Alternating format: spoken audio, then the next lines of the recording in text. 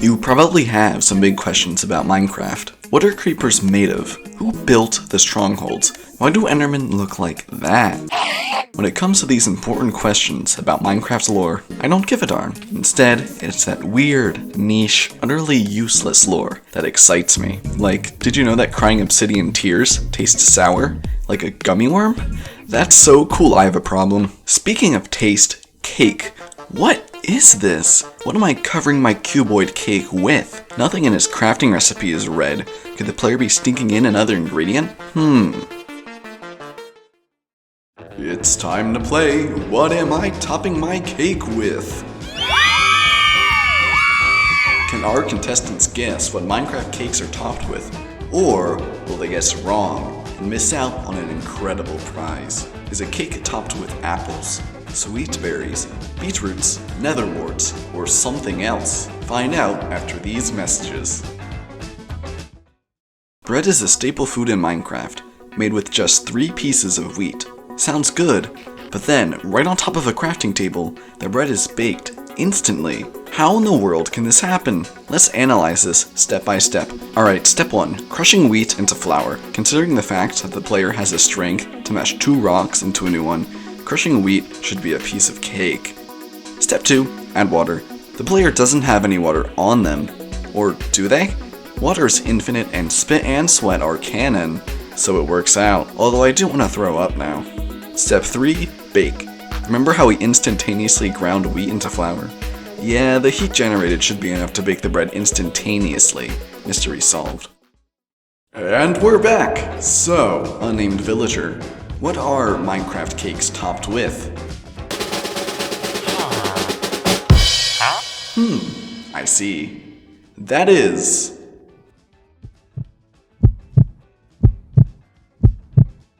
correct! Here's why. Apples, sweet berries, beetroots, and netherwarts would make sense at first, but these can't just come from out of nowhere. You might look back at the recipe for cake, searching for a hint of red somewhere in the ingredients. Found it? Chicken waddles. Minecraft cakes are topped with chicken waddles from chickens from eggs. And wouldn't you know it, eggs are exactly what our contestant has guessed. It's been an option this whole time, didn't you notice? Congratulations, villager. You've won a free trip to the breathtaking 𝚂𝚘𝚙 savannah. Experience dramatic cliffs, gorgeous waterfalls, relaxing hiking trails, and plenty of tall grass. One of the rarest blocks in Minecraft.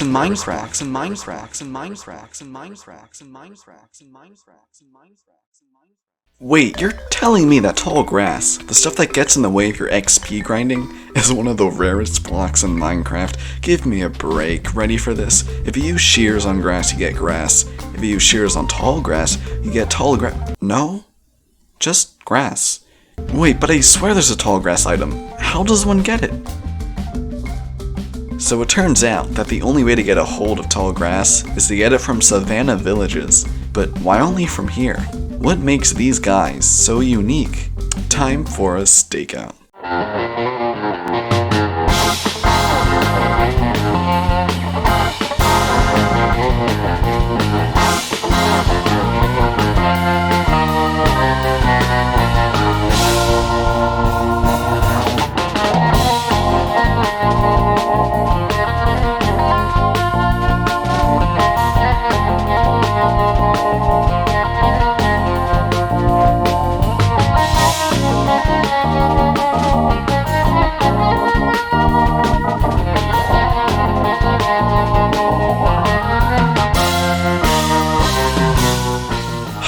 Nope, nothing.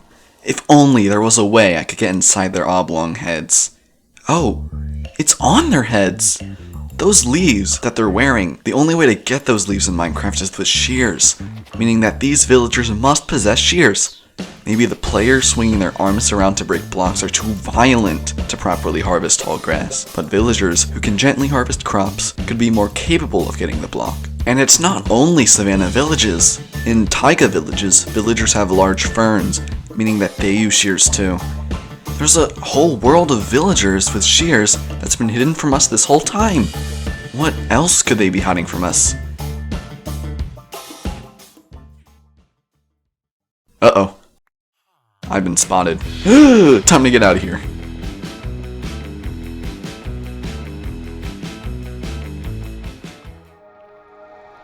What? How did these get here?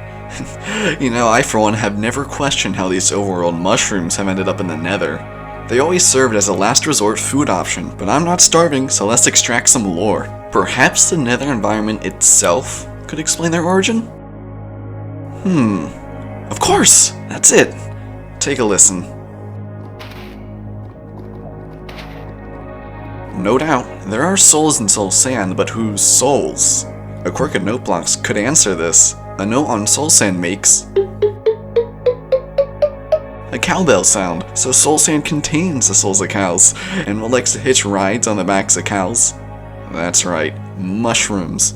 This is fascinating. We learned that, who knows how long ago, cows roamed the Nether, spreading spores all throughout the landscape. But wait, huge mushrooms aren't flammable, which is unusual, as every organic block in Minecraft can burn, except Nether fungi.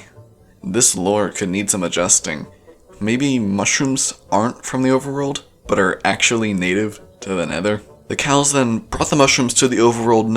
No, the cows must be from the Nether also. Oh dear, what about other mobs? Parrots, I trust you guys. Let's play a disc. How cute. This song is over. You guys can stop dancing now. Unless they're only celebrating the fact that I inserted a disc into the jukebox. Are you guys deaf? You know, maybe parrots don't mimic mobs. Instead, the sounds that they're mocking are built into their DNA. And this must be the case for Vindicators as well. Vindicators named Johnny don't go crazy and kill everything as a nod to a classic horror scene. No, the name Johnny must be so cruel that it drives any Vindicator to insanity. But I'm not insane. Skeleton horses. How do they get struck by lightning? Maybe it's because bones are the best electric conductor in Minecraft. Bone meal must be a battery for plants. Shulkers. They have a spiral on the bottom. Ancient debris has a spiral. Clearly, shulker shells are made of netherite, that's why they're so rigid. Foxes don't get hurt when they walk through sweet berry bushes, yet everyone else does. The only way this could be is if they're actually ghosts. Water disappears in the Nether, not because it's so hot, but because there's Endermen there, and they don't like it. Redstone power goes through walls because it's a ghost, just like foxes. Chicken waddles have to be a fruit. Why else are they put on cakes?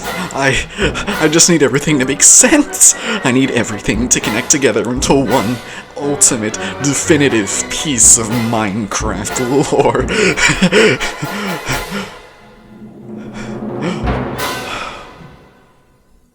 No.